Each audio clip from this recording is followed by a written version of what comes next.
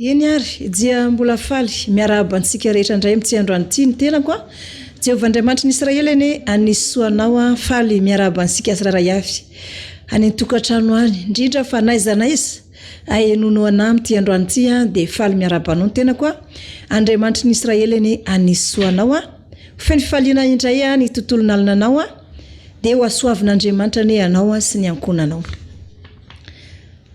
Androany moa zany sika dia mbola hiditra anatin'ny fampianarana ihany. Nefa melohan'izay dia tiako ihany koa miarahaba manokana ho an'izay olona tonga namonjy ny fotoam-bavaka androany satria tsapako hoe tena niorooro mihitsy ny fiangonana tao anatin'ny vavaka fibebahana androany. Betsaka ihany izay vavaka fibebahana natao izay fa tamin'ity androany ity zany tena nasapako hoe nisy herin'Andriamanitra niasa. Betsaka zany le hoe fotoam-bavaka larobia izay natao. Fa androany zany tena nasapako hoe nisy herin'Andriamanitra niasa ary tena nivatra mihitsy ny fanatrehan'Andriamanitra tao anatin'ny fiangonana tamin'ity androany ity. Mino azy zany fa ianareo rehetra izay tonga nanatrika n'ilay fotoam-bavaka tao dia samy feno fifaliana tena hoe natsapa vovela elo ka be dia be ihany koa ny olona nijanona natao délivrance fa nandray fanafana avokoa ny olona rehetra tao anatin'izay. Eto zany dia miteny raha misy zany fotoana hoe hitomana antsika hivavaka ohatran'ireny dia tongava foana satria ny fotoam-bavaka androany vao nanomboka mihitsy dia efa nasapana herin'Andriamanitra hatramin'ny farany dia feno fanatrehan'Andriamanitra mivatra feno fiasan'Andriamanitra ary ny olona nibebaka tao dia atena an-dranomaso tena hoe fibebahana. Dia arabaina moa zany nareo voavela eloka ary nafan'Andriamanitra sady nasoaviny ihany koa tao anatin'izay. Alohan'ny hijerako amin'ny fampianarana vaovao indray androany dia hivavaka isika ametraka ny fotoana eo an-tanan'Andriamanitra. Hivavaka isika. Saotra besaka anao Jesosy Kristy zanak'Andriamanitra velona. Ianao mbola nanome fotoana izay ahafahako mampianatra. Ianao Jesosy Tompo no mbola manome fahazavansaina fahatakarana. Ianao mbola mampijoro ahy. Ny tananao mbola manoa anay. Ahafahako mampianatra tahaka an'izao dia ianao no mbola mampijoro ahy Jesosy io. Besaka ny zavatra atao, maro ny zavatra enjehana amin'ny fanompona fa mbola mavita mampianatra ihany satria ianao Jesosy Tompo manoro hevitra ahy. Ianao no manoa anay, ianao no mampirisika ahy. Atanteraka an'izao fampianarana izao. Jesosy Tompo tanterao aminay androany hoe nandefa ny teninao ianao mba hasitrana azy. Engane izay rehetra mandrehany ity fampianarana ity androany dia ho sitrana ny fanahiny, ho sitrana ny nofony. Amin'ny anaran'i Jesosy Kristy Tompo anaovako izany vavaka izany. Amen. Omaly isika dia efa niditra makasika ny fanaovan-jiro tety ambony tany sy ny fepetra rehetra makasika an'izay. Androany indray isika dia jery ny fanaovan-jiro any an-danitra. Misy fanaovan-jiro ihany koa ve any fiangonana any an-danitra? Ndao ary jereva isika amin'ny Baiboly zany fa isika tsy mitory zavatra tsy ao anatin'ny soratra masina. Ndao ary ho jerevansika ao amin'ny Apokalipsy toko 2.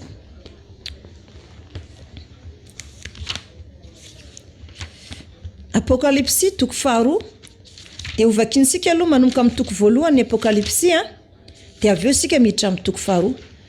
Apokalipsy toko 1. Apokalipsy toko 1 manomboka amin'ny andininy 1 ho vakina amin'ny anaran'i Jesosy Tompo. Apokalipsy na fanambarana toko 1. Ny anaran'i Jesosy Kristy zanak'Andriamanitra no hamakina ny teny. Ary ny fanambaran'i Jesosy Kristy izay nomen'Andriamanitra azy mba asehony amin'ny mpanompony izay zavatra sy mainsy ho tonga faingana. Ary naniraka ny anjeliny izy anambara amin'ny Jaona mpanompony izay nanambara ny tenin'Andriamanitra sy ny filazanan'i Jesosy Kristy dia ny zavatra izay efa hitany. Sambatra izay mamaky sy mihaino ny tenin'ity faminaniana ity ka mitandrina izay voasoratra ao anatiny fa nitombotra ny andro. Jaona mamanga ny fiangonana 7 any Azia. Ho aminareo anie ny fahasoavana sy ny fiadanana avy amin'ilay ankehitriny sy taloha ary ho avy. Ary avy amin'ny fanahy 7 izay eo anolohan'ny fiandrianana. Ary avy amin'ny Jesosy Kristy vavolombelona marina sy lay matoa maty ary lehibe ny mpanjaka amin'ny tany. ho an'izay ty antsika ka nama antsika ho afaka amin'ny fatoransika tamin'ny rany sady efa nanao antsika ho fanjakana dia mpisorona ho an'Andriamanitra rainy. Ho azy eny ny voninahitra sy ny fanjakana mandrakizay. Amen. Indro izy avy amin'ny rahona ary ny maso rehetra hita azy na dia izay nandefina azy ary hitomany azy ny firenena rehetra amboniny tany. Eny. Amen. Izaho no alfa sy omega, hoy ny Tompo Andriamanitra ilay ankehitriny sy taloha ary ho avy dia tsy to. Ny fisehoany voninahitry Kristy. Izaho jona rahalahinareo sy namanareo amin'ny fahoriana ary ny fanjakana sy ny faharetana ao amin'ny Jesosy dia tao amin'ny nosy atao hoe Patmo noho ny tenin'Andriamanitra sy ny filazanan'i Jesosy. Voasindry ny fanahy tamin'ny andron'ny Tompo aho ka nare feo mahery teo ivoko ary toy ny feona trompetra nanao hoe izay zavatra hitanao dia soratsy eo amin'ny boky ka ampitondray ho any amin'ny fiangonana fito dia ho any Efesosy, Smirna, Pergamos, Tiatira, Sardis, Philadelphia sy Laodikia.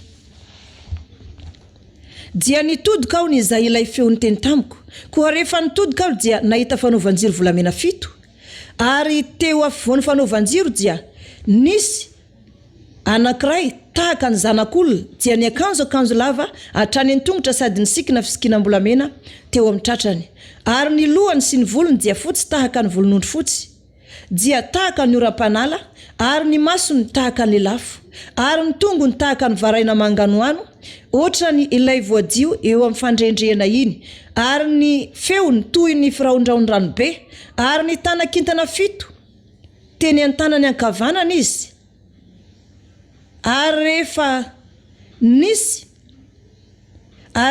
sabatra maranitra ary ny sabatra maranitra roa lela nivoaka avy teo ambavany ary ny tarehiny dia tahaka ny masoandro mamirapiratra amin'ny heriny ary raha nahita azy aho dia lavo ny ankohoka tamin'ny tany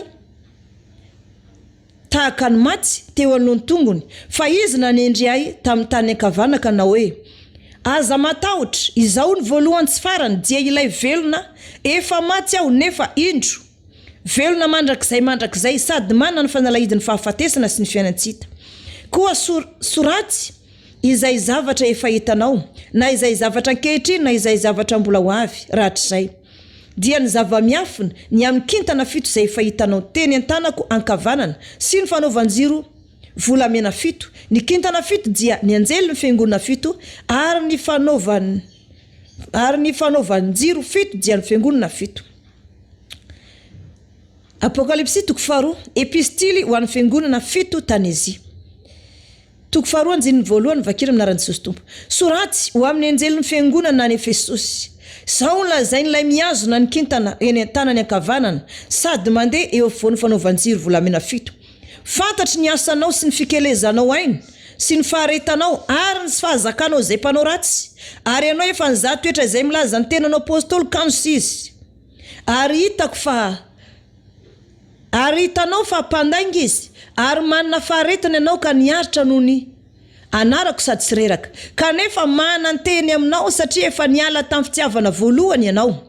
Koa sarovy izay nitoeranao fony tsy mbola lavo dia mibeba ka manaova ny asa voalohany fa raha sy izany dia ho avy aminao aho ka mindra ny fanaovan-jironao hiala amin'ny fitoerany raha tsy mibebaka ianao kanefa izao nitoetranao alanao ny asan'ny Nikolaita izay alako izay manasofinaako izy iaino izay lazainy fanahy amin'ny fiangonana izay maresy dia velako inana avy amin'ny azonaina izay eo amin'ny paradisa an'Andriamanitra.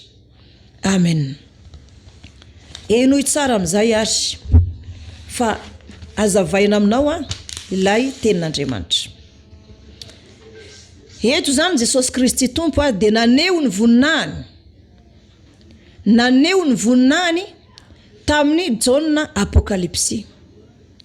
Raha naneho ny voninahiny tamin'ny jauna apokalipsy izy dia nahita zany jauna apokalipsy raha nigadra na tratrasestany izy nampijirina ny amponja tamin'ny nosy izay ensona hoe nosy Patmo. Nigadra noho ny amin'ny filazantsara izy ary natany azy izy dia mbola nanindry azy ihany ny fanahin'ny Tompo ka nanokatra ny masom-panahy nahitany fahitana nahitany fahitana ary nahitany Jesosy Tompo nomemboninahitra izy, nahitany Jesosy Tompo teo amin'ny voninahiny izy, nahitany Jesosy Tompo teo amin'ny seza fiandrianana izy.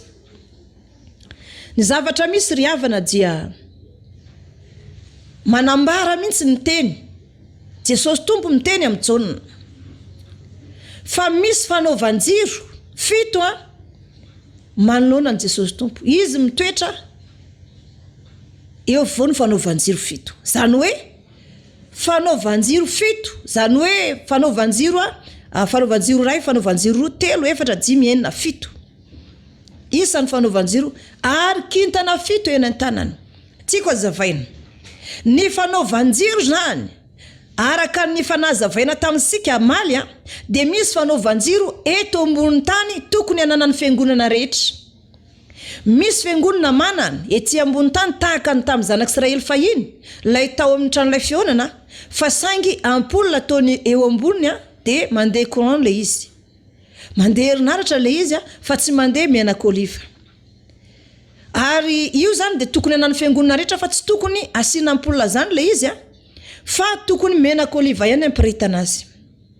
Tiako azavaina, ny fiangonana re tompoko dia tokony hanana fanaovan-jiro anankiray ety ambony tany ho an'ny fiangonana anankiray ary manana fanaovan-jiro any an-danitra. Porofony zany, raha jerevantsika zany fanaovan-jiro any an-danitra dia hita ao anatin'izany fa fiangonana 7 no lazainy Jesosy Tompo. Rehefa nilaza momba ny fiangonana 7 Jesosy Tompo dia misy fanaovan-jiro 7 manoloana azy, dia fanaovan-jiro ny fiangonana 7 izay ambarany Apokalipsy. Misy fiangonana 7 ao anatin'ny Baiboly ao amin'ny Apokalipsy dia manana fanaovan-jiro 7 eo anatrehan'i Jesosy Tompo. Ary ny kintana 7 zay eny an-tanany, zany hoe ny fanaovan-jiro 7 dia ny fiangonana 7 ety ambony tany zany. Ny kintana 7 eo an-tanany dia ny ireo filompanorona fiangonana, filompanorona fiangonana 7 reo tamin'izany fotoana izany. Filompanorona ireo zany antsoina hoe anjely ny fiangonana, ireo zany no antsoina hoe kintana ny fiangonana. Zany hoe eto zany dia tsara mpahafantarana fa nazy fanakianana manokana tamin'i Jesosy Tompo zany nazy fankasitrana sady nazy fanakianana ny fiangonana tany Efesosy. Fiangonana 7 moa zany araka ny fantatsika dia Efesosy, Smyrna, Pergamosy, Tiatira, Sardisy ary Philadelphie sy Laodikia. Samy manana ny fangasesiahany sy ny olany daholo ireto fiangonana ireto. Makasika ny fiangonana Efesosy zany jerevantsika. Ny fiangonana Efesosy zany dia sarovo sara fa fiangonana manana fanaovan-jiro teo an-tanan'i Jesosy Tompo, zany hoe fanaovan-jiro nisangana sady nirehitra teo amin'ny fanatrihan'ny Tompo. Ary ilay kintana teo an-tanany dia kintana 7 an'ireto fiangonana 7 reto dia manana anankiray amin'izany zany Sardis manana anankiray, Tiatira manana anankiray, Philadelphie, Smyrna, Pergamosy, Efesosy, Philadelphie. Ao anatin'izany ihany koa Laodikia. Dia ny zavatra misy zany tsara mpahafantarana antsika. Ohatra zany, alaina ohatra hoe fiangonana kristiana miara-mivavaka. Ny fiangonana kristiana miara-mivavaka dia nasangany Jesosy Tompo tamin'ny alalako zany. Isaorako azy zany. Ny fiangonana kristiana miara-mivavaka dia manana fanaovan-jiro anankiray ety ambony tany ary manana fanaovan-jiro anankiray eo amin'ny fanatrihan'i Jesosy Tompo. Ary kintana eny an-tanany ilay filompanorona dia ny tenako zany. Dia zao ary tadidio tsara. Ny fiangonana zay nasangany Jesosy Tompo dinio tsara hoe ny olona anankiray tonga filompanorona fiangonana ka manana fanaovan-jiro dia olona efa be de be ny zavatra nitranga teo amin'ny fiainany matoa izy nantsoan'Andriamanitra. Fantatr'Andriamanitra fa mavita mitondra fiangonana izy na lana vavy matoa nantsoan'Andriamanitra. Be de be ny olona miteny oka ny vehivavy angina. Inona moa zany ny ampanginana? Fantatra ny Tompo zao vehivavy fa mbola nasangany hitovy amin'ny lehilahy ihany. Hitondra fiangonana. Raha nanampahendrena zany lehilahy.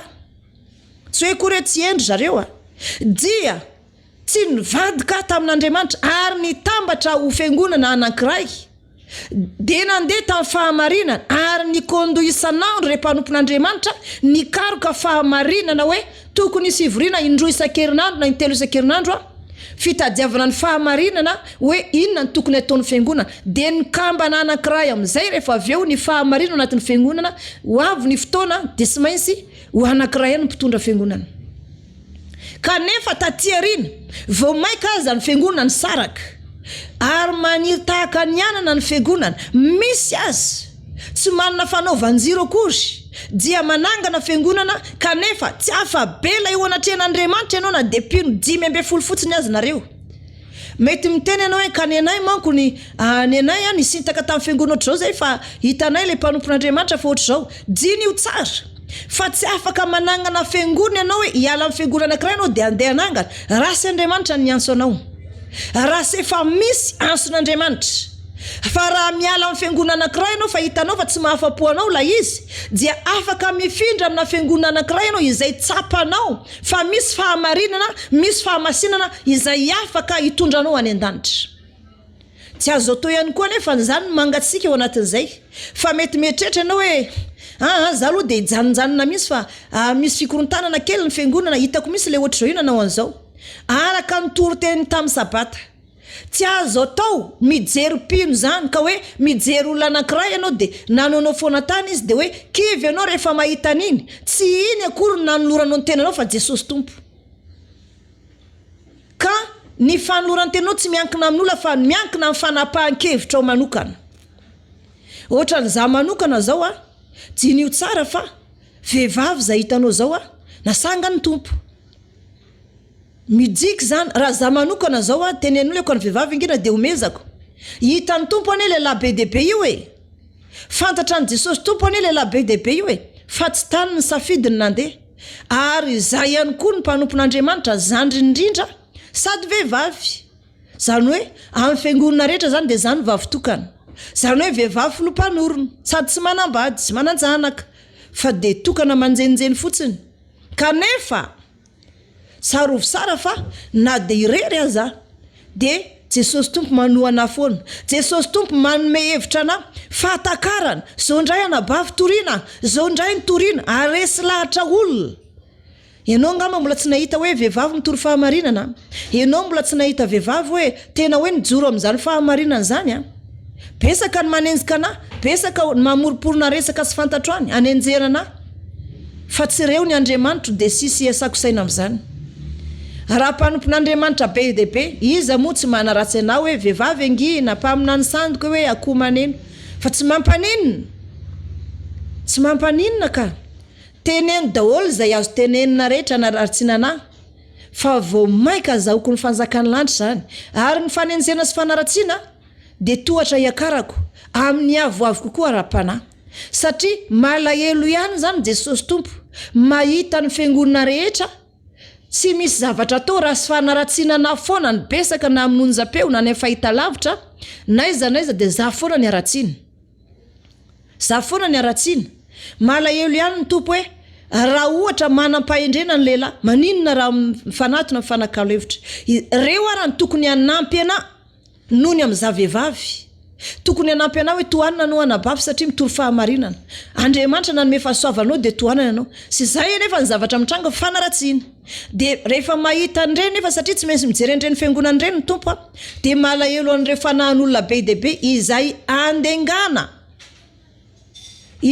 andengany pasteur anaratsiana ana feno fanaratsiana olona aveo dia miteny tsy fantatra aveo nefa voateo nanaratsy olona dia aveo miteny tsy fantatra dia zay zavatra zay zany tsy azo atao fa samy manana ny ansony avokoa ny olona rehetra samy manana ny ansony olona rehetra na zany eny manontany ny tompo ina ary mba nisafidiana ny tompo anao hoe zany efa vehivavy tsoroko aminao fa tsy mora akory ny antson'Andriamanitra anazy zao efa impiry ny foko vaky ny tresaka tsapako misy hoe tena vaky fo amin'ny zavatra ataon'ny tompo ana tena vaky fo be dia be misy zahay mesaka ny amin'ny fitondran'i Jesosy tompo ana ary efa voasedra tamin'ny zavatra rehetra teto ambonin'ny tany voasedra tamin'ny zany hoe mitokantrano fanambadiana sy hoe mitaiza zazakely ihany ny tsy haiko Ino zany mbola sy nidirako. Fa raha fizahan toetra be dia be dia maro ny zavatra nisy. Ary ao ka ho fantansika fa na ireo apôstôly izay niara-niasa tamiko azy dia nataon'ny tompony fahadiana 70 andro sy 70 alina. Raha ny mangasika fotsiny ny sotroana tao anatin'izany 70 andro sy 70 alina. Ary vitan'izy ireo tsara zany zay izy vao neken'ny tompo ny fiaraha-miasanay satria mahasaro mpiaron'ny tompo misy ty fiangonana kristianina miaravavaka ty. Zay zany zareo vao afaka miakatra pilipitra mitory teny. Zay zany ny zavatra misy hitansika tamin'ny fotoam-bavaka androany iny fa tena nyrehetra zany fotoam-bavaka zany fibebahana an-dranomasy zany tena ny orooro misy ny fiangonana. Zany hoe le miororo eto zany ohatrany hoe misy ororony tany zany. Nefa Jesosy tompo misy nanatrika an'ireo olona ny bebaka reo, nanafaka an'ireo olona reo dia ny fanatrehan'i Jesosy tompo tao no nampy ororo ny fiangonana. Zany hoe tena nangovotra misy ny fiangonana tahaka ny hoe nisy ororo-tany. Zay zany ny fotoam-bavaka androany. Rehefa miteny zany Jesosy tompo hoe entany ny olona ibebaka makasika an'ireny fanosorana diloilo sy ny isan-karazany ireny rehefa fotoana zany avy amin'ny Jesosy tompo dia izy zany no hiasa ao anatin'izay. Dia jerevo amin'ny tamin'ny androany iny ny fanatrehany fa tena hoe ny ororo ny tany tsapa mihitsy hoe na ny tafon'ny fiangonana aza dia tena heninao mihitsy ohatrany hoe le zavatra ohatrany hoe miororo zany dia miady reny fanitso reny ohatrany kapokapoka be zany ny tolona tao anatin'izay. Zay zany ny zavatra nisy tao anatin'ny fibebahana androany iny. Dia ireny zany ny fiasan'ny apôstôly reny ka tsara mpahafantarina antsika.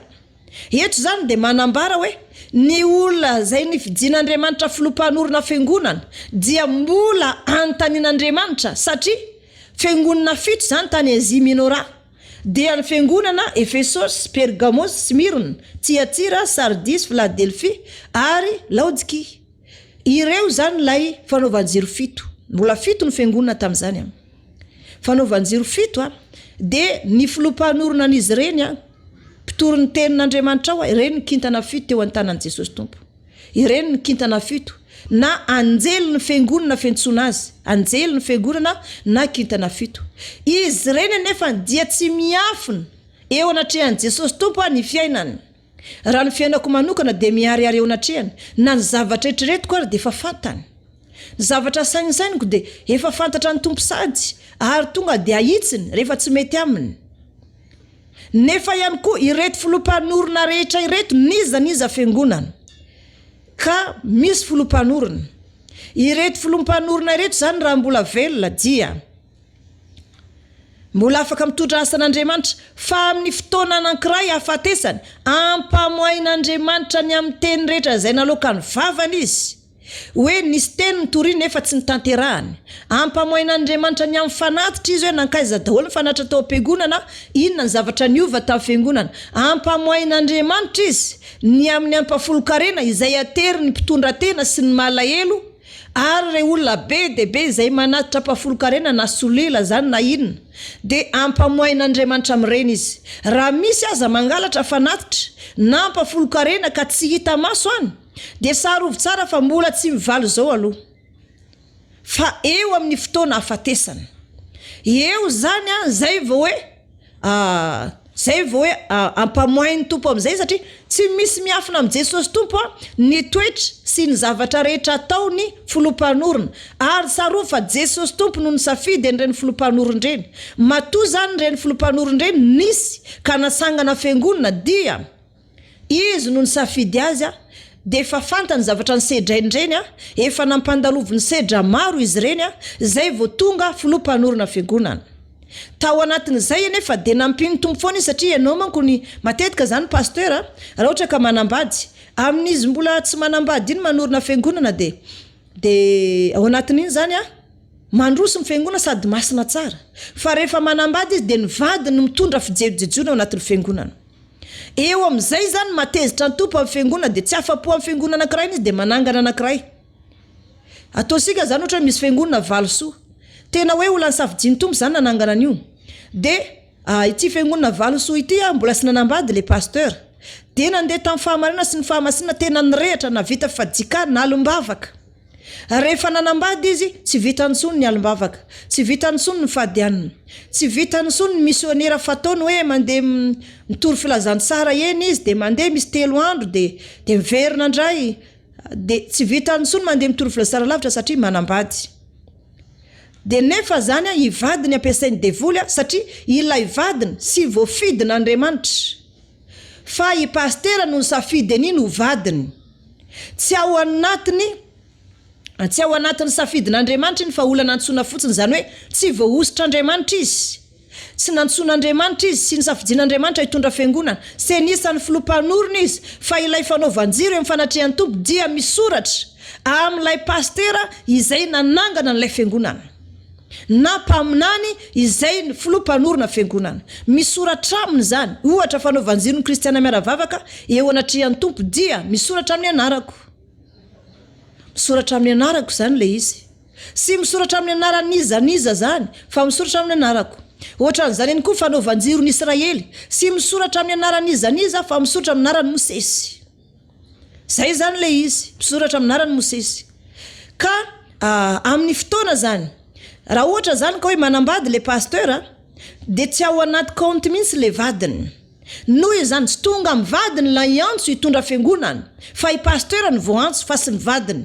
Noho izany tsy any amin'ny vadiny lay fanany fahatakarana, tsy amin'ny vadiny lay tolosaina avy amin'Andriamanitra, tsy any amin'ilay vadiny ny anson'Andriamanitra, tsy any zany ny programen'Andriamanitra fa na ny planin'Andriamanitra fa any amin'le pasteur. Ka i vadiny tia nefa ny tiany, noho ny vadiny tahaka ny hoe mpino sotra na hoe mpiandraikitra sotra fa izy vadina pasteur fotsiny, dia tsy ao anatiny misy ilay fiforonana fahamarinana na ilay fahamasinana na ilay etaetan'Andriamanitra. Kanefa no ilay pasteur miara-matory aminy, miray aminy, vita soratra aminy dia nofiray ihany ireo. Noho izany manomboka amin'ny fotoana nambadiany ilay pasteur iny zany, ka tsy araka n'Andriamanitra tsara ilay vehivavy, tsy manam-pahamasinana ilay vehivavy, dia mizara roa ilay pasteur manomboka eo, ny ilany any Jesosy Tompo, ny ilany any vadiny.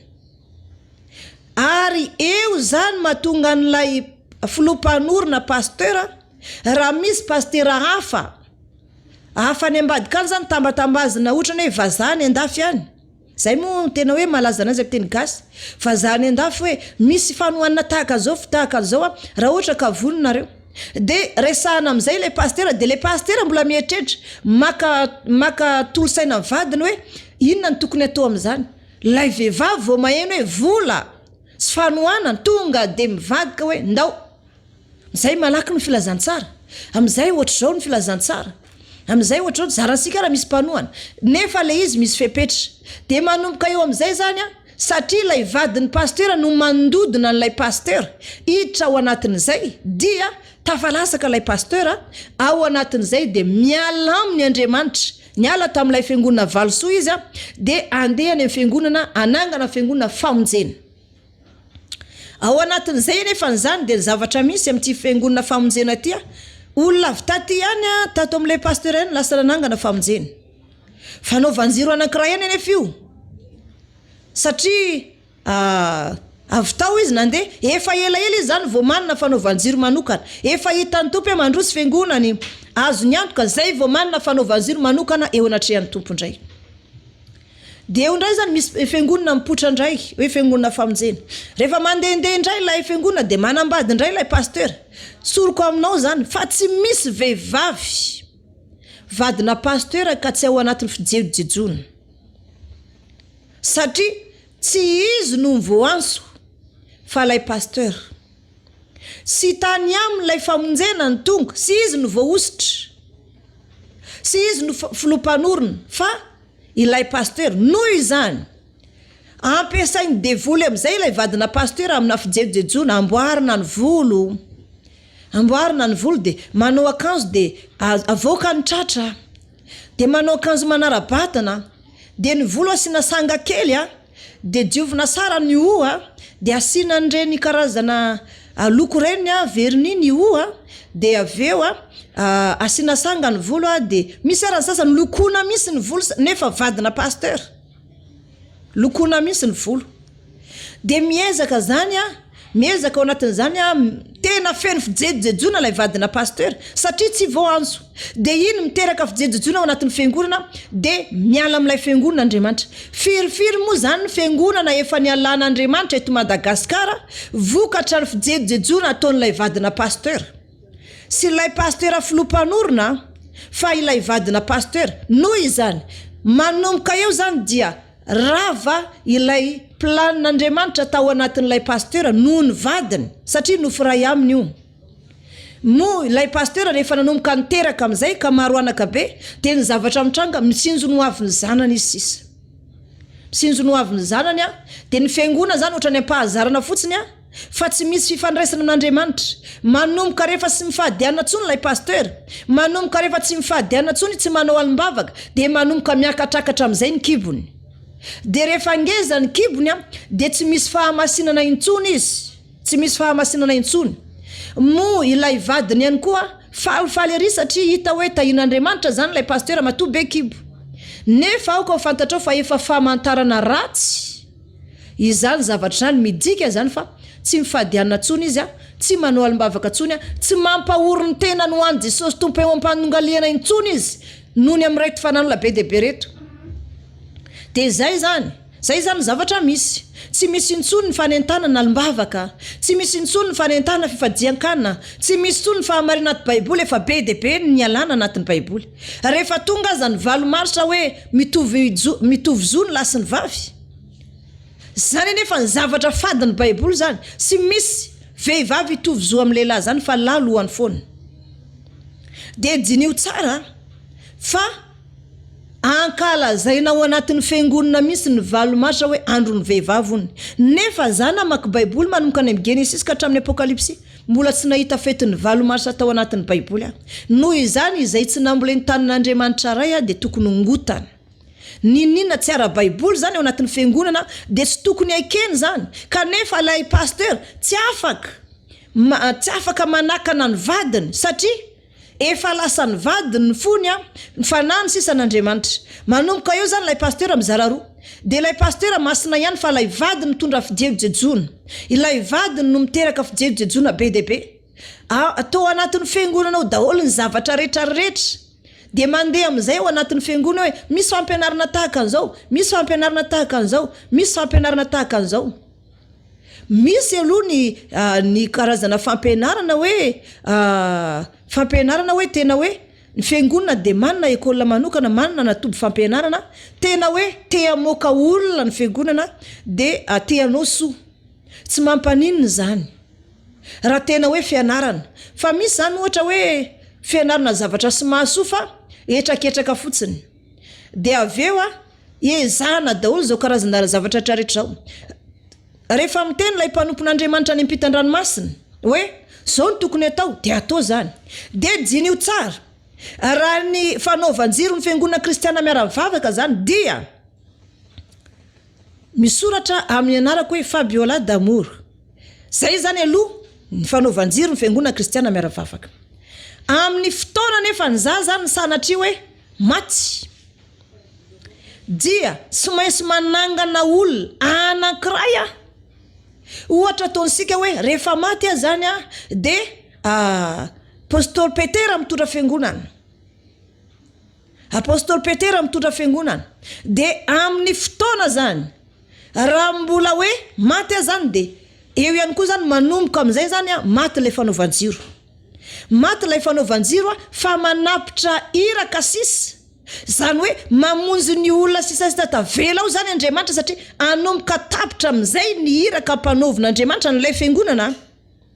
Manomboka tapitra. Dia apôstôly Petera amin'izay zany mipetraka eo. Tsy haiko na mahatratra 20 taona izy eo. Ka rehefa maty indray apôstôly Petera dia tapitra mikatona amin'io fiangonana iny varavaran'ny lanitra. Dia tsy henon'Andriamanitra intsony ny vavaka ny olona amin'ny fiangonana io. Dia miditra amin'izay devoly miditra ankeriny ao anatin'ilay fiangonana dia mikorontana amin'izay ilay fiangonana aveo. Tsy misy fahamarinana, mikorontana amin'izay ilay fiangonana dia zay mahatonga ny fiangonana miady. Averiko indray. Raha misy filompanorona anankiray maty, ohatra Mosesy zao, misaotra anarany Mosesy ilay ilay fiangonana, ilay fanaovan-jiro. Maty Mosesy dia nanangana ny Josoa. Nanangana ny Josoa zany Mosesy rehefa maty. Dia ao anatin'izay rehefa manangana ny Josoa izy. De rehefa maty zany Mosesy, de maty ilay fanaovan-jiro anatrehan'ny Tompo satria tonga ilay filompanorona. Tonga eo anatrehan'ny Tompo izy lasa any an-danitra de maty zany fanaovan-jiro. Kanefa Andriamanitra dia mbola mahatonga hafatra ihany amin'ny Josoa hoe zao tokony atao amin'ny zanak'Israely ary ny tenin'ny Mosesy rehetra dia nankatoaviny Josoa. Entina ny tranon'ilay Fiona, entina mankery makesia, de entina ny zavatra diny io tsara. Fa nanangana mpisorona izy, fa saingy maty talohan'ny Mosesy iarona ralahany. Maty talohan'ny Mosesy iarona ralahany. Ary ny zavatra nitranga rehefa maty Mosesy tompo ilay fanaovan-jiro, maty ny fanaovan-jiro anatrehan'ny Tompo. Satria maty ilay tompony. Dia manangana ny Josoa Andriamanitra. Nataon'Andriamanitra tamin'ny Josoa dia nitondra ny zanak'Israely. Nitondra ny zanak'Israely tany amin'ny tany Kanana. Tonga ny Josoa sy Kaleba tany amin'ny tany nampanantenan'Andriamanitra, dia ilay tany Kanana tondra dronono sy tantely ny zanak'Israely. Rehefa maty nefa Josoa, zany hoe nizaraina aloha ny tany, de rehefa maty Andriamanitra nyteny hoe ny Levita no mitondra ny fisoronana, de tao amin'izay zany safidy. De jinio tsara hoe nanomboka teo de nanomboka foana amin'izay ny aratsy amin'izay le fitoam-bavaka an'Israely de fahazarana sisa no ivavahana, fa tsy misy intsony ny fahamarina satria ilay fanaovan-jiro mihitsy no maty. Nanangana fanaovan-jiro ndray Jesosy Tompo tamin'ny filazantsara tao amin'ny tanin'Israely. Diosy manko Jesosy Tompo zany. Ary rehefa taranaka diosy izy dia teraka tao Betlehema ny Joda. Ary rehefa teraka tao Betlehema ny Joda izy dia jinio tsara fa tao an-tranon'omby no niterahan'ny Tompo. De mitovy amin'ny Betlehema an-tsika io zany, ohatrany hoe mbola mitany hevitra isika zao. Toerana hitanao hoe ianao mankany zany de mahita hoe inona daholo ny zavatra manodidina azy. Ohatran'ireny hoe tranon'omby reny ny toerana ivavahantsika satria manodidina azy zany de tanimbary daholo manodidina. Tanimbary moa zany fa maina de tanimbary maina reny de misy tany vakivaky aloha ny amin'ny hafanany andro. De tany mena no hitanao eny. De ny zavatra misy zany rehefa teraka tao Betlehema ny Joda ny Tompo tao an-tranon'omby dia ny zavatra nitranga tamin'izany fotoana zany. De tahaka zao. Jesosy Tompo ndray zany ilay fanaovan-jiro vaovao, nanangana ny fanaovan-jiro vaovao amin'ny filazantsara. Zany hoe niverina velona ndray ilay fanaovan-jiro. De rehefa maty ndray ny Tompo de tapitra ndray ilay fanaovan-jiro fa hoy ny Tompo alohan'ny hafatesa.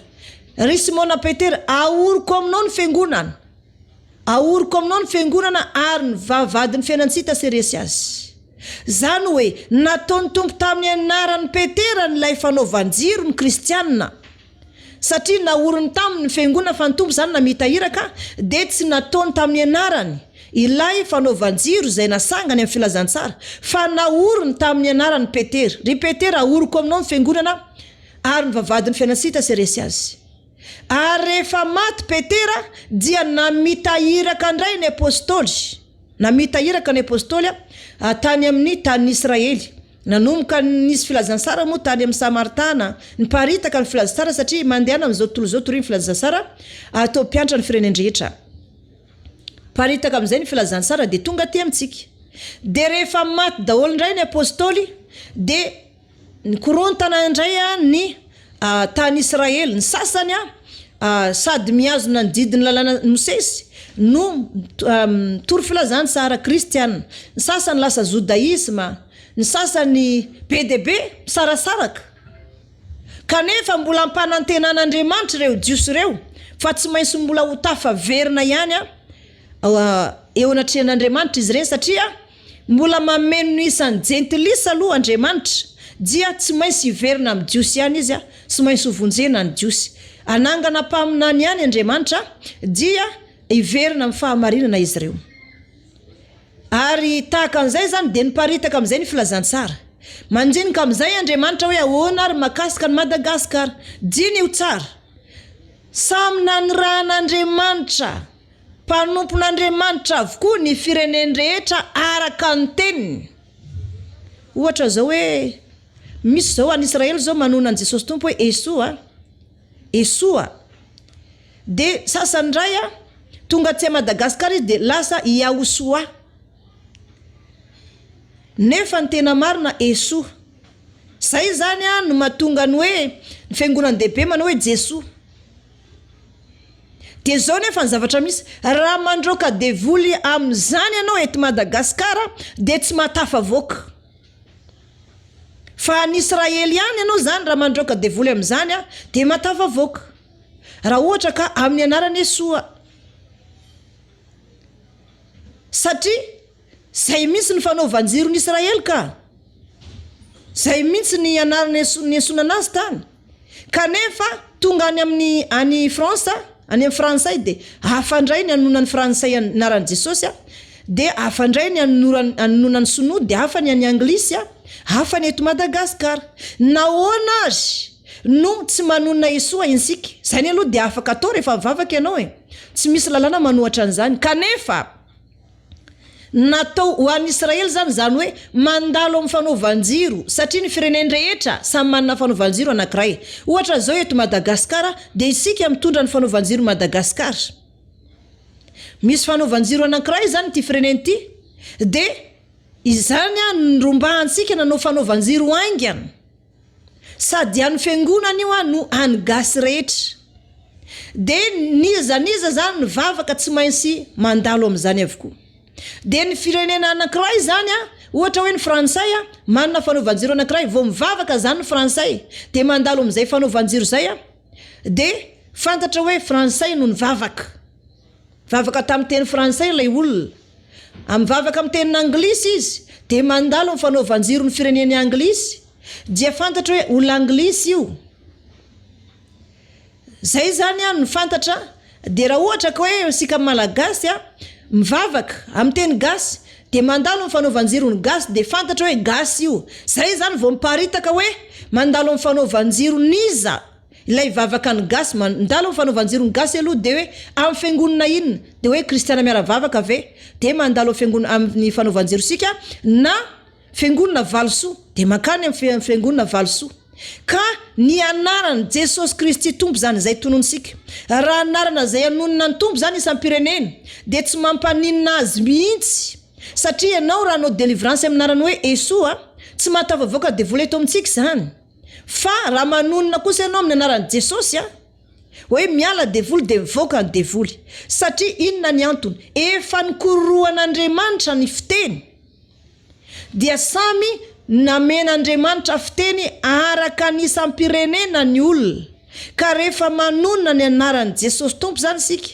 dia ataonsika hoe Jesosy Kristy tompo de izay no fiteny zay nomenantsika amin'ny teny gasy de amin'ny anaran'i Jesosy zany no ampiasansika ny vavaka antsika androany sika demoni ka mila fantantsika zany izay zavatra zay mila fantatra ndraindray mako misy olona manontany hoe iza marina ary ny anarana ensoanan'i Jesosy tompo Esoa sa Yahosoa zany dia Josoa marina zany teneniko hoe Yahosoa dia Josoa vao fitaka mihitsy ny olona manona anaran'i Jesosy tompo hoe Yahosoa sy zay ny anarany fa Esoa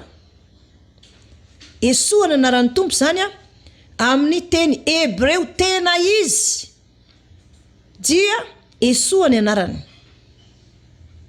fa sy Yahosoa zany fa Yahosoa dia Josoa le niaraka tamin'ny Kaleba Josoa le niaraka tamin'ny Mosesy fa Esoa ny anaran'ny tompo amin'ny teny Hebreo zany anonan'ny Israely anazy fa raha gasy zany mivavaka amin'izany anarany zany dia tsara kanefa vantana any amin'ny fanaovan-jiro ny Israely ihany mivavaka anao de tsy haiko na ho tafita eo anatrehan'Andriamanitra na sy ho tafita satria zay ny amatarana hoe Israeliana le mivavaka fa raha gasy zany sika satria ny anarana mihitsy zany hoe ny fiteny isam-pirenena mihitsy efa nikororoin'Andriamanitra de noho izany samy manana ny fiteniny ka rehefa mianso an Jesosy tompo hoe Jesosy Kristy tompo ianao ka mandroaka devoly amin'izany dia afaka ny devoly mino zany fa mazava amin'ny olona zay manonona anarana hoe izay teny zany ary mazava amin'ny olona hoe izay manontany hoe iza marina tena ran'ny tompo Esoa ny anarany amin'ny teny Hebreo fa Jesosy ny anarany aty amintsika satria Andriamanitra nanome fiteny ho an'ny razantsika nanakoroka amin'ny fiteny dia tsy mampaninana azy mihitsy misy manko ny olona mampianatra raha sy nasotonoana amin'ny anaranao ianao dia mety hoe tsy herika mihitsy ianao diso zany fampianarana zany Jesosy tompony natao an'ny firenendrehetra fa ianao natao an'olona fantatrao ianao natao any ankonanao any fianakavianao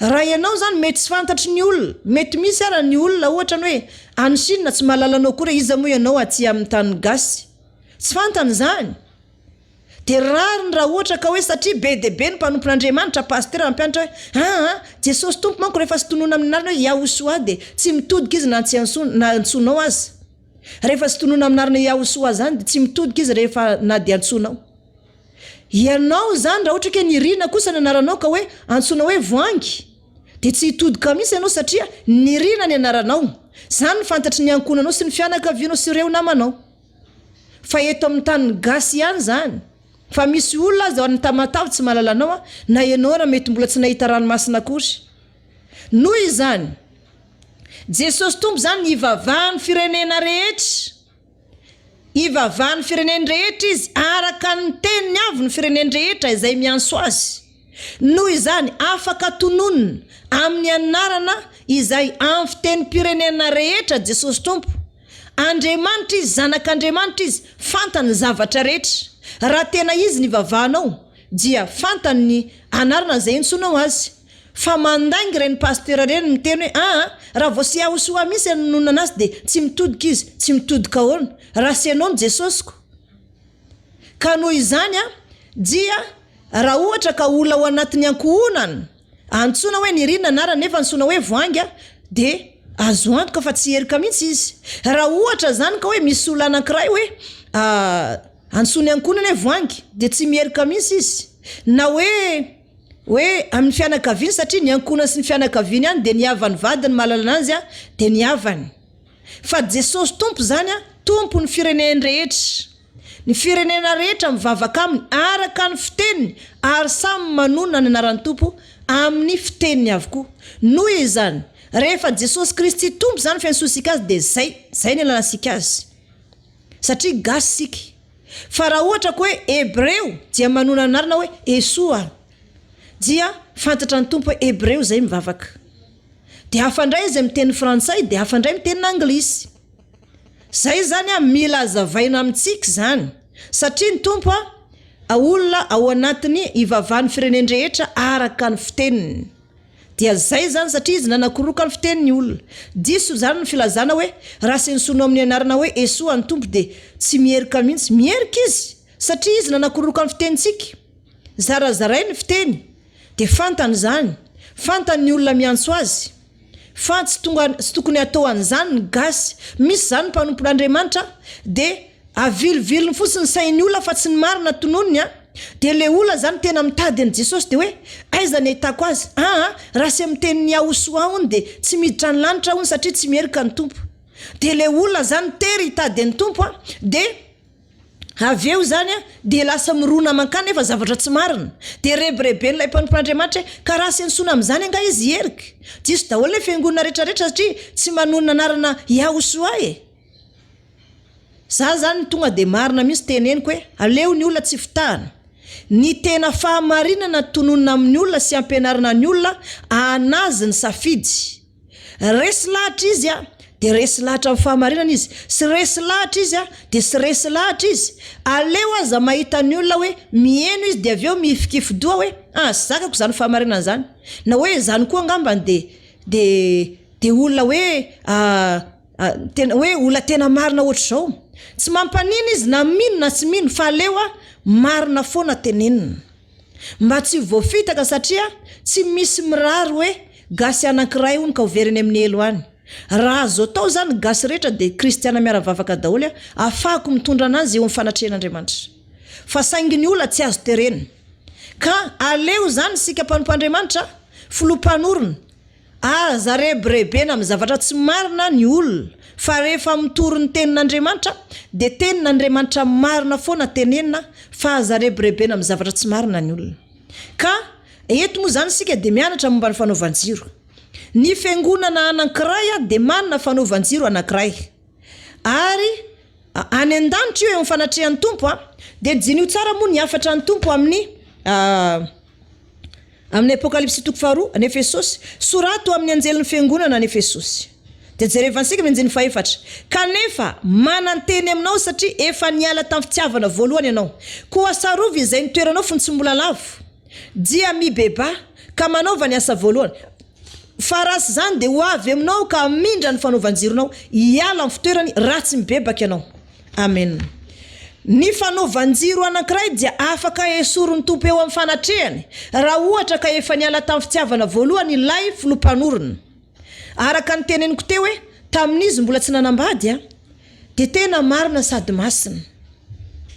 Fa rehefa nanambady izy de inona ny zavatra nitranga? Niala tamin'ilay fitiavana voalohany, tsy mavita alim-bavaka intsony, tsy mavita mandohalika intsony.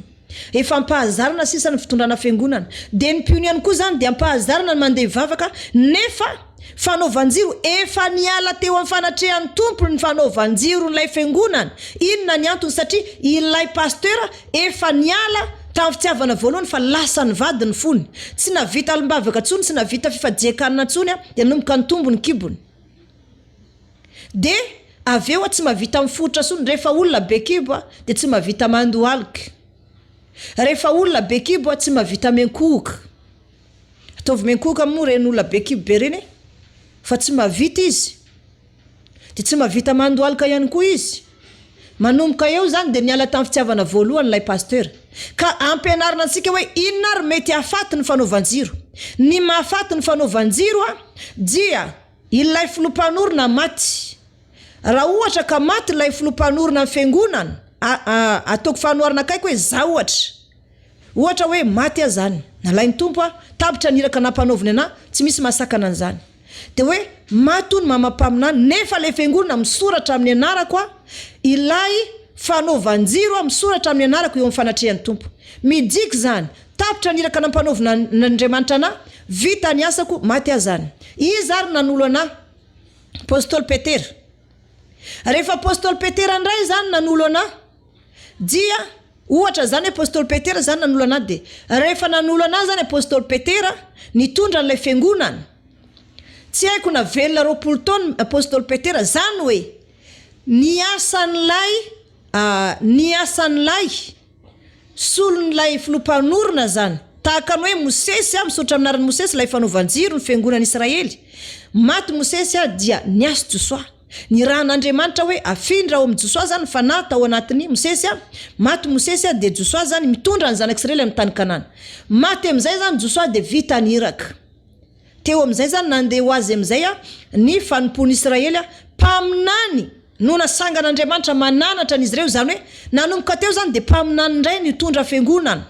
Mpaminany ndray zany nitondra fiangonana izay tsy misy fanaovan-jiro intsony fa tsy maintsy mpaminany mitondra satria mpaminany maherisetra. Mpaminany saisay zay. Mpaminany zany manana herisetra hafa mihitsy. Ary tsy mitovy amin'olona misy fa mpaminany zany mafilo, maherisetra izy. Ary olona mivadibadika zay izy, tsy azonao tena iorenana izy satria vetivety eo izy faly avy eo ianao ivadiany ndray. Zay zany toetrana mpaminany de mpaminany samy teny ny zanak' Israely tahaka ny Isaia, Jeremia, Ezekiel. Samy teny de reny zany nafehin'ny Israely. De jinio tsara hoe raha ohatra zany ka hoe entiny reto mpaminany reto fiangonan'ny Israely de fa tsy nisy ny fanaovan-jiro tamin'izany fa mpaminany fanan'Andriamanitra ny asa. Ka raha ohatra zany taty aoriana ndray zany de tonga Jesosy tompo nanokatra ny filazantsara ny atao filazantsara ny fisanganan'ny tompo tamin'ny maty. De hoe ny tompo aoriko aminao Petera ny fiangonana. Vavadiny fiainantsy hita seresy azy. Naoro ny tompo tamin'ny Petera ny anaran'ilay fiangonana sy ny fanaovan-jiro ny filazantsara. Fiangonana zany sy filazantsara ary tao anatin'izay dia i Petera no nitenenan'i Jesosy tompo hoe zaho ngataka ho anao Petera. Ary raha mibebaka ianao, zaho izy angatako anao mba sy lefy ny finao fa raha mibebaka ianao pahirizon-drahalanao. Mbola nitenen'ny tompo ihany koa izy, izay fehezinao tsy ambony tany Petera de feheziko any an-danitra, izay vahanao tsy ambony tany de vahako any an-danitra. Omeko anao ny fanalahidiny fanjakany lanitra, izay avelanao ny elony de avelako fa zay tsy voavelanao de tsy voavelako. Ny orona tamin'ny Petera ny fanaovan-jirony filazantsara, ary nanomboka teo zany di Petera fototra ny filazantsara lehibe ny apôstôly. Tao anatin'izay rehefa maty Petera dia teo amin'izay zany mbola niala nenina farany fitorina filazantsara ireto apôstôly reto. Maty daholo ny apôstôly de niparitaka ny filazantsara.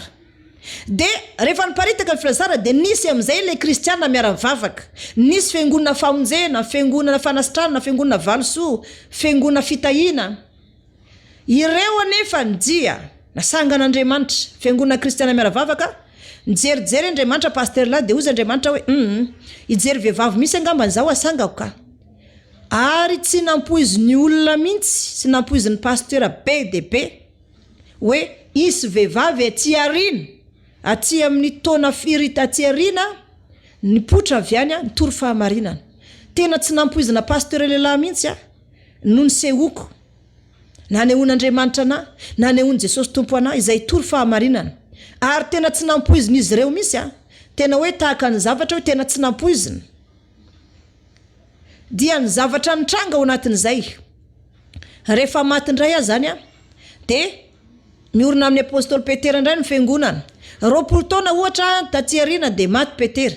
Zany hoe rehefa maty zany de tapitra ny iraka nampanaovin'Andriamanitra n'ilay fiangonana. Kanefa mbola misy famindrampo ihany aloha mandra-pahatonga ny reto taranaka izay tamin'ny andron'ny Mosesy ho tonga any an-danitra dia tsy maintsy nisy aloha Josoa nandiby any Mosesy. Raha misy ny fahafatesako na filompanorona fiangonana hafa maty de maty ny fanaovan-jiro amin'ny fanatrehan'ny tompo satria maty lay olona efa tsy ety ambony tany fa any an-danitra. Manomboka eo zany dia mitondra indray apôstôly Petera na apôstôly Andreas. De eo amin'izay zany Andriamanitra hoe iza daholo kristiana miara-mivavaka zay efa voko fahamarinana, izay tiako entina any an-danitra. Tsy ampy ny olombavonjy tamin'izany mitondra fiangonana ohatra satria mety mahalana maty ny mpino ato amintsika. De miala nenina ny tompo hoe mbola misy an'ny Petera indray aloha zany ampiasaina de maty aza ny fanaovan-jiro. Rehefa maty Petera de tapitra ny iraka nampanaovin'Andriamanitra n'ilay fiangonana de miala ao Jesosy tompo, miala amin'ilay fiangonana Jesosy tompo de rehefa miala amin'ilay fiangonana Jesosy tompo dia miditra amin'izay Satana, miditra amin'izay Satana. Eo amin'izay zany vao manomboka amin'izay ny fifidianana n'olona hitondra. Iza no tiantsika hitondra fiangonana, iza no tiantsika hitondra fiangonana. Amin'izany fotoana zany de lay olona manendry ny olona hitondra azy. Ka raha misy zany tsy fahamarinana ataon'ilay olona mitondra fiangonana ka mivarina any amin'ny elo izy mianakavy dia ao anatin'izay sitrapony nandeha nivarina tany amin'ny elo tany satria ianao ane ny safidy an'ilay olona no hitondranao ianao ny safidy ny anahy ozy izy ianao ataontsika hoe ohatra misy lehilahy zao ataontsika hoe Sylvain anarany. De izay misy ny fidy anty ity misy ny anay na hoe Rantoandro ohatra anarany de nay na Rantoandro ihany. Na ohatra ka hoe ny anahy ndray Bela mihitsy. Mety zany anaran'le olona safidinao. Mety zay ny anaran'le olona tianao de nefa lay olona sy ny safidin'Andriamanitra avy any ambony intsony fa ianao ny safidy azy. Ka raha ohatra zany ilay olona ny safidinao manana zo ivarotra ny fananao na hitondranao any amin'ny elo. Satria sy safidin'Andriamanitra intsony iny fa safidinao. Noho izany samy safidy ny mpino de ozy ny mpino hoe ny anay tamin'iny de Francis no ny safidinay. Ny anay indray amin'iny de ny anay aloha amin'iny de hoe tsy fantatro na hoe Jean Baptiste no ny safidinao na hoe ny anay indray amin'ity de ifaly pasteur faly mihitsy satria efa be de be ny pasteur ao. Samy manana ny safidiny de rehefa lany ny anankiray zany safidin'le olona tsy manaiky ianao satria sy tianao io olona io tondranao. hitondranany amin'ny elo dia za tsy manaiky eny hatramin'ny farany. Ianao nefa sy te hiala amin'ilay fiangonana. Satana nefa efa tafiditra satria maty ilay filompanorona dia maty ihany koa ilay nanjimby azy. Maty ny fanaovan-jiro, maty ilay nanjimby azy. Noho izany nanomboka tamin'ilay filompanorona mbola velona ihany ka hatramin'ny ilay nanolo azy zay napetraka. Ilay filompanorona nametraka n'ilay nanolo azy de maty iny de nanomboka teo ihany ny famonjeny izay maty tamin'ireny fotoan'ireny ihany ny voavonjy. Fa raha misy kosa pasteur hafa mitondra an'ilay fiangonana ka maty ilay olona de mivarina any amin'ny elo satria efa tapitra ny iraka nampanaovin'Andriamanitra n'io fiangonana io de tsy ilain'Andriamanitra intsony io. Ny vahaolana amin'izany fiangonana zany raha tianao ny mbola hivavaka ao satria lany tao ny fotoananao, lany tao ny volanao, lany tao ny fatandranao, lany tao ny herinao nanamboarana ilay fiangonana de zao mitadiava olona mandeha ny fahamarinana. Olona zay mbola manana fanaovan-jiro de olona mandeha ny fahamarinana de atolory azy ny fiangonana hoe izay de ny safidy anao hitondra ny ty fiangonana ty. Mety ve raha kambana aminao ny fanaovan-jironay izay masy sy te halato satria efa tato foana ny fiangonanay kanefa kosa de vonina tanteraka an'izay rehetra lazainao izay fa raiso tahaka ny hoe sinagoga ilay fiangonanay ka izay lazainao de ho tanteranay.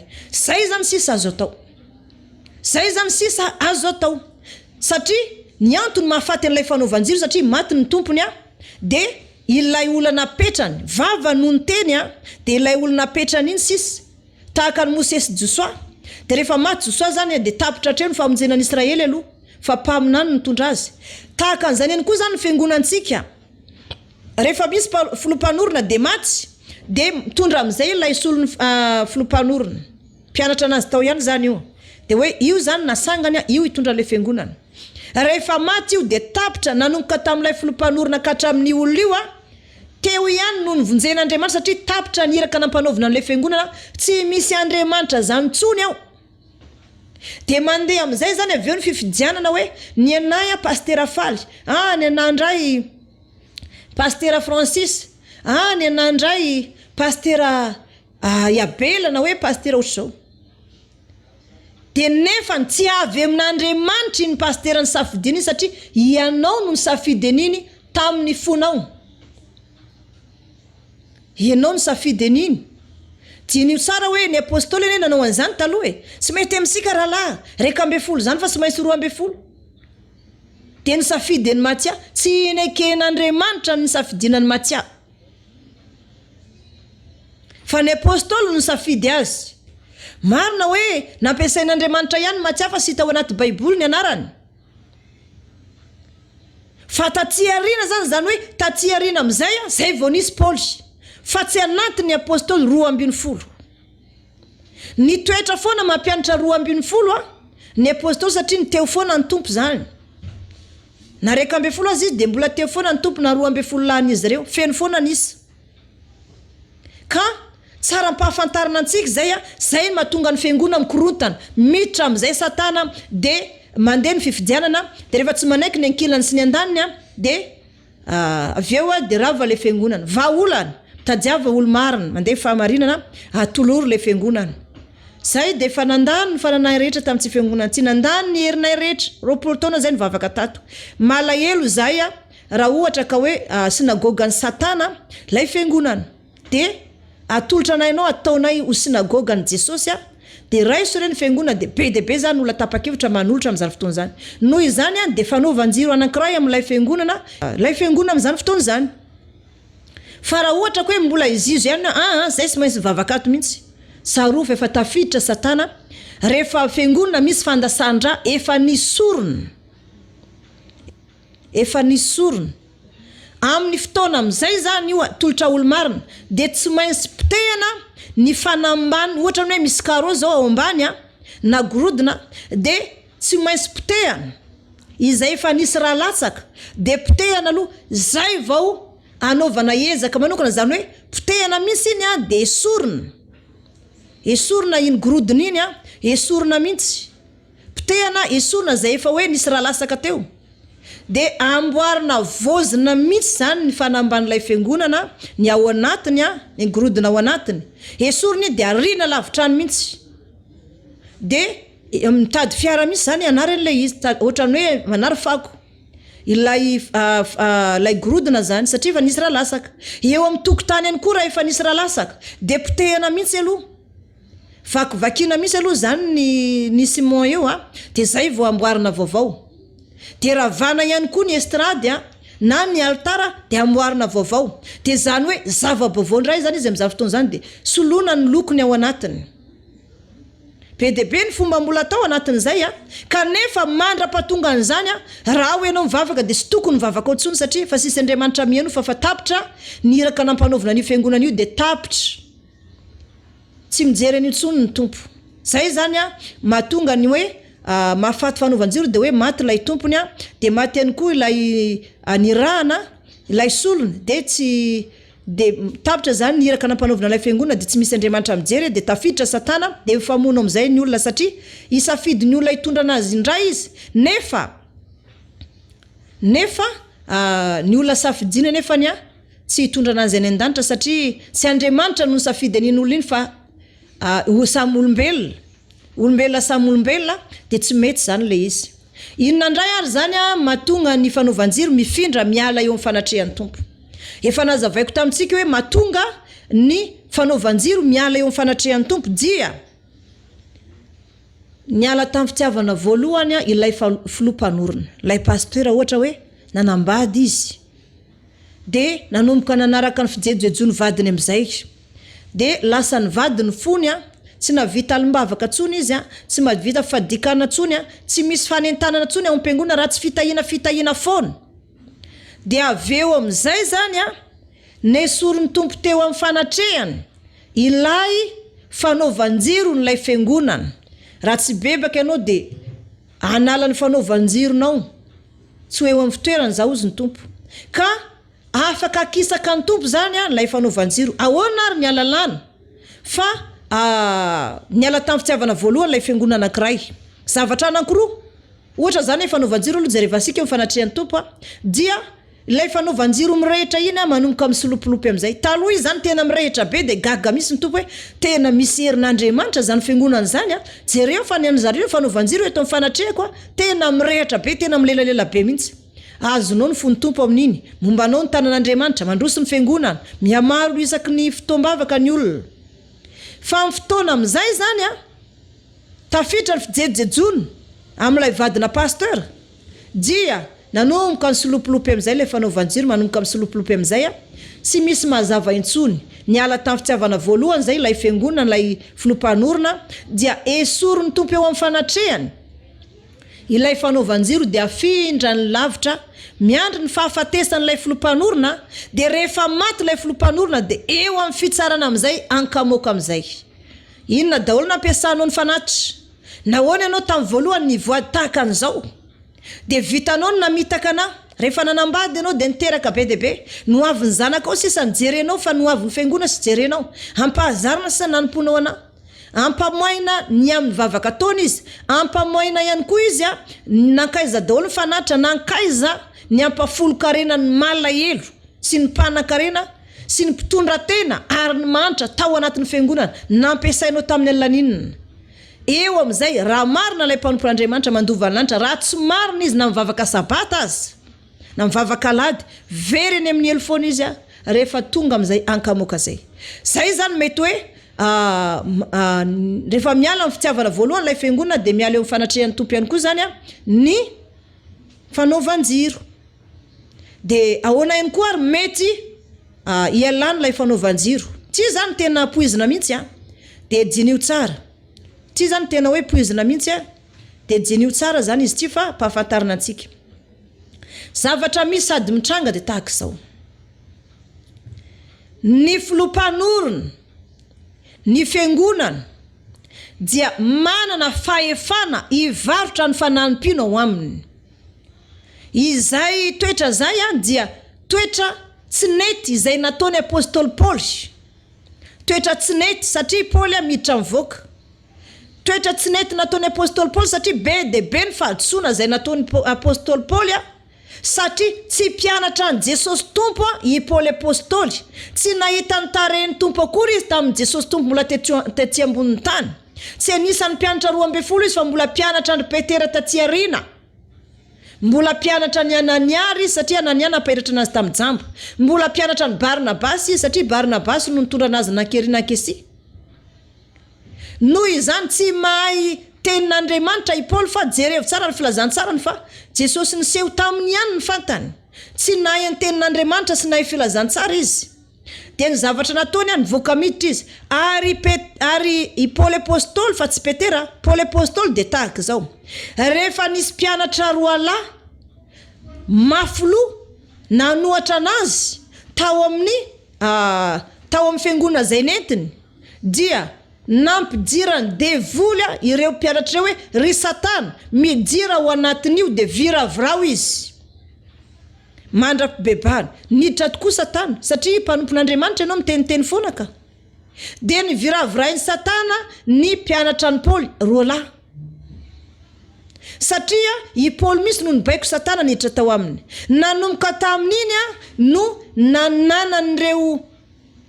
nananan'ireo pasteur reo fafetsena teneniko eto fa sy fakingansaina fetsy hoe afaka midy amin'ny vaza any ampita ny fiangonana.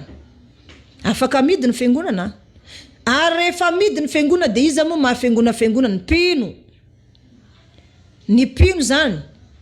Dia tahaka an'izao ny zavatra misy zay empahafantarina antsika. Rehefa midy ny fiangonana dia mankany ampitany ranomasina ny pasteur. Antany olo ny pasteur na rehefa tany ampita sasy tany ampita. Inona ny nataony tany? Rehefa antanao dia ozy hoe misy gasy manko niany resy lahatra dia mba nanafatra natany. Tena marina ve zany? Iza ny pasteur vazaha vahiny na maintoditra na fosy hoditra izay mifanerasera aminy ka niditra tao am-piangonanareo. Iny olona niditra tao am-piangonanareo iny na tamin'ny fanosorana n'ilay pasteur zany na tamin'inona iny lay nivarotany fanahany pino ary nanomboka teo dia any Satana ny fiangonana. Lay pasteur afaka mitondra n'ilay fiangonana saingy ny fanahany pino efa nidevoly. Ka za dia mampieritreritra ansika gasy raha efa nandeha tany ampita zany lay pasteur dia fantaro tsara hoe sao dia sy tokony vavaka otsony ianao raha tena Jesosy ny tadiavinao. Mety ho ianao ka Jesosy tompony ny tena mandeha zao tory filazantsara eny tompoko fa ny fiangonana rehetra ny firenena rehetra dia samy manana pasteur na sangan'Andriamanitra amin'ny fireneny. Ary ny mpaminany isan'ny pirenena dia tokana ihany ny mpaminany isan'ny pirenena fa misy ny atao hoe zanaky ny mpaminany. Isika eto Madagasikara manana pasteur gasy tondra sika ny an-danitra. Moa ve sy misy pasteur tany ampitan-dranomasina itoro fahamarinana no nankanesany tany. Ary inona nalainy tany ozy ianao ositra nosorana jiloilo izy. Nanomboka rehefa nosorana jiloilo dia miteny amin'ny teny sy fantatra amin'izay dia nitondra ny jiloilo amin'izay ianao dia nosorana. Nanomboka teo niala ny fanan'Andriamanitra tao anatinao dia tafiditra ny devoly dia miteny amin'ny teny sy fantatra amin'izay dia tsy azonao aby zavatra teneninao avy eo. Ka teny fampieritrereta zany fa sady fampianarana fa aleo ajanisika amin'izay aloha dia andefa hira anankiray isika satria mandeha dia mandeha koa ny fotoana. Andefa hira anankiray isika dia vita zay dia miditra amin'ny fanontaniana indray isika rehefa avy eo. Ndao azy alefa sika ny ireo foazam-panahy dia aorinan'izay indray satria lava be ny fampianarana androany dia andefa hira isika dia rehefa avy eo afaka manontany anay ianao hoe inona ny fanontaniana zay apetraka ao. Ndao azy.